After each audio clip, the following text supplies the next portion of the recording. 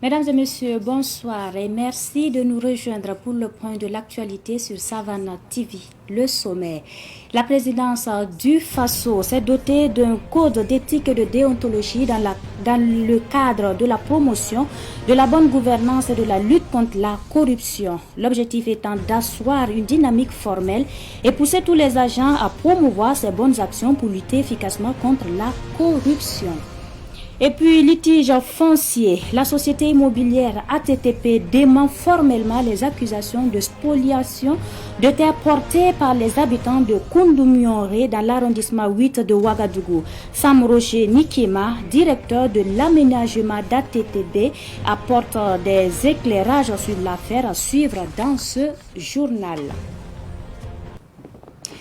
Une fois de plus, bonsoir et merci de nous suivre. Le président du FASO, le capitaine Ibrahim Traoré, a officiellement reçu le code d'éthique et de déontologie ainsi que les arrêtés instituant une cellule anticorruption au sein de la présidence du FASO.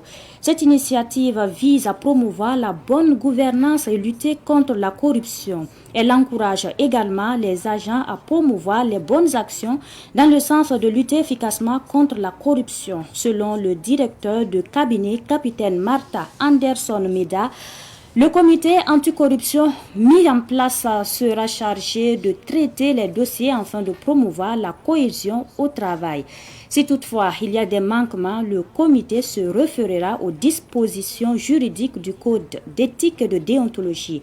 Le directeur du cabinet a également invité les départements ministériels et les institutions à emboîter le pas.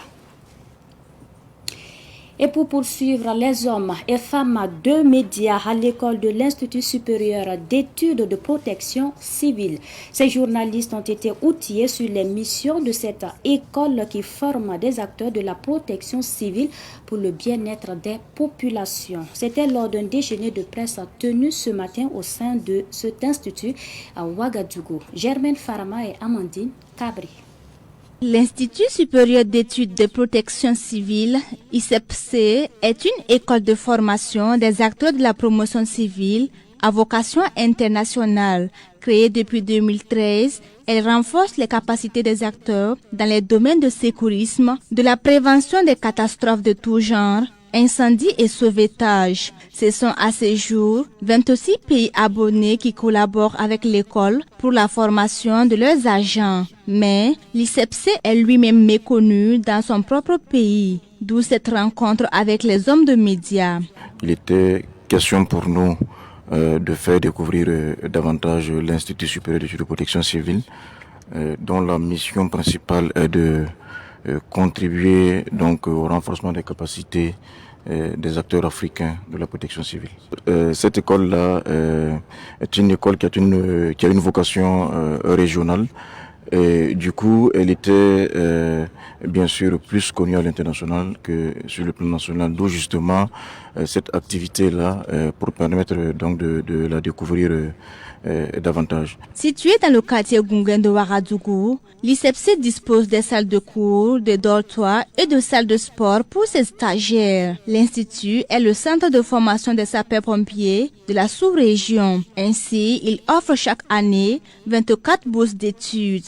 Il reçoit également tout étudiant sur titre. Après 11 ans d'existence, l'Institut compte plus de 2000 personnes formées. Alors, en matière de formation, nous avons donc une panoplie de formations que nous offrons ici, une quarantaine répertoriées dans notre catalogue d'actions de formation. Et ce sont des formations donc qui sont ouvertes au grand public. Et justement, nous travaillons donc à ce que ces formations-là soient davantage plus connues pour que justement le public s'intéresse davantage aux formations justement que nous faisons à l'Institut. Nous sommes un centre agréé donc pour toutes les formations que nous dispensons ici. L'ICEPC, l'Institut supérieur d'études de protection civile, est un établissement public de l'État à caractère administratif qui relève du ministère en charge de l'administration territoriale. Et puis, je vous l'annonçais en titre, les responsables de la société immobilière ATTP remettent en cause les accusations des habitants de Kounda-Yonré dans l'arrondissement 8 de Ouagadougou. Pour eux, il ne s'agit pas de violation des termes de la convention qui les lie. Les détails avec Fatih Sankara et Cynthia Zungrana. Le promoteur de la société immobilière ATTP ne se reconnaît pas dans les accusations de spoliation de leurs terres portées par les habitants de Kounda-Yonré. Pour Sam Roger Ninkiema, la relocalisation d'une partie des habitants à Gouma, à Tangé d'Assouri, s'explique par des contraintes d'aménagement d'infrastructures sociales, d'où le non-respect des engagements de la convention qui lie les habitants à la société. Quand on dit signer les conventions avant la relocalisation, ça veut dire quoi? Si les conventions ne sont pas signées, vous pensez que nous allons pouvoir prospérer dans l'aménagement? Non. Les conventions sont signées dans le cadre pour pouvoir continuer dans l'aménagement. Et dans l'aménagement, comme je l'ai expliqué, il y a des contraintes dans l'aménagement. Et ce sont ces contraintes qui nous ont forcés à repartir pour les expliquer. Pour les expliquer. Voilà. Et je peux dire que la majorité, plus de la majorité, n'a pas trouvé de problème. Quand nous sommes repartis, c'est plus de 200 personnes qui restaient à positionner.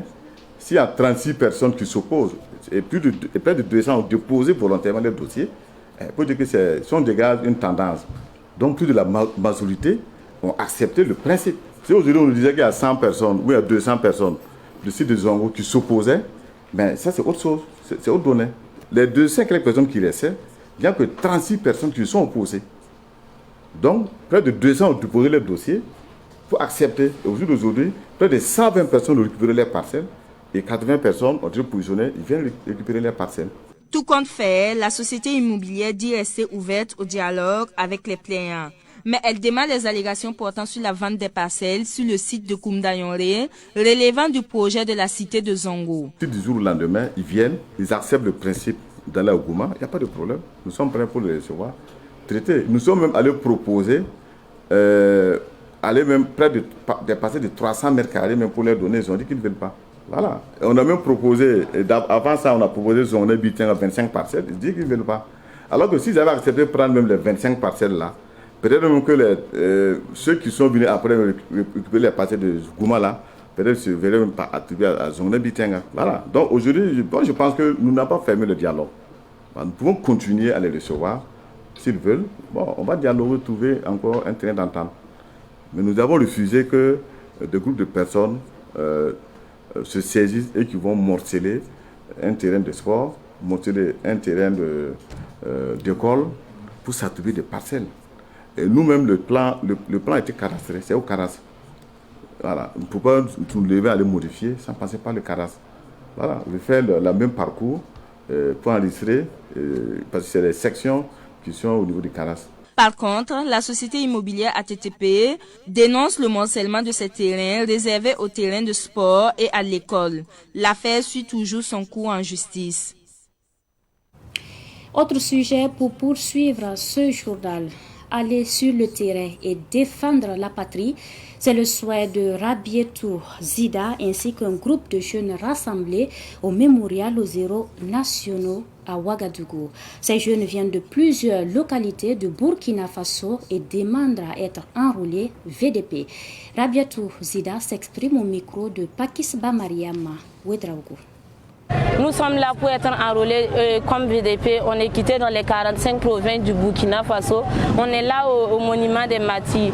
Mais les conditions vraiment, ça ne va pas du tout. On est là, c'est vraiment difficile. On n'a pas de l'eau à se laver, on n'a pas à manger. Et parmi nous, il y a des filles. Vous comprenez, une fille qui va s'émasculer dans ces conditions-là, comment ça doit se passer. Donc c'est compliqué vraiment pour nous. Ce que nous, on demande aux paysans du Faso, c'est juste l'enrôlement. On ne demande pas autre chose. Maintenant, il y a des gens qui viennent nouvellement et ils ont un peu de la force plus que nous parce que ça dépend aussi des conditions qu'il y a la force. Voilà, si tu n'as pas à manger, vraiment c'est compliqué d'avoir la force pour courir. Donc ceux qui viennent nouvellement et ils se font enrôler et plus que nous parce que nous n'avons pas vraiment la force nécessaire pour courir. Donc on passe le message au président du Faso de vraiment regarder notre cas. Voilà, on veut vraiment aller défendre la patrie. C'est ça seulement qu'on défend aujourd'hui. Et puis, la deuxième édition de la prière pour la paix au Burkina Faso s'est déroulée le week-end dernier au Palais de la Jeunesse et de la Culture Jean-Pierre Guingané. L'initiative est de la mission évangélique de la grâce à Jésus guéri. Samuel Moko nous en dit plus.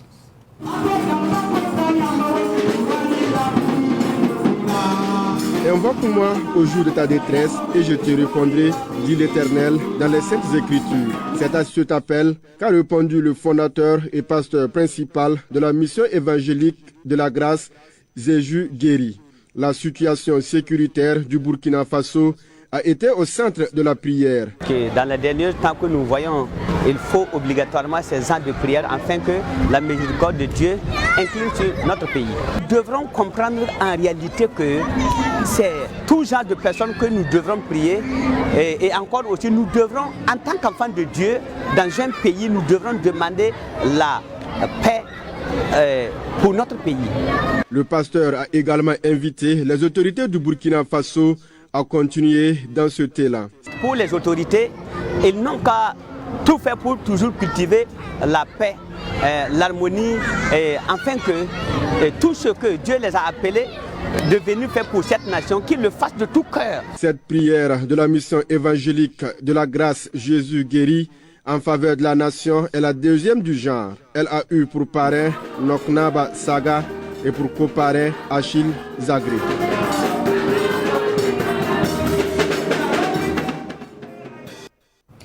Nous terminons en sport. La Fédération burkinabé de basketball a désigné ses clubs champions de la saison 2023-2024 dans les catégories minimes et cadettes pour les filles et les garçons. Les compétitions se sont déroulées du 11 au 13 juillet à Koudougou dans la région du centre-ouest lors du championnat national des jeunes catégories. Ruben Wilson, Kodio.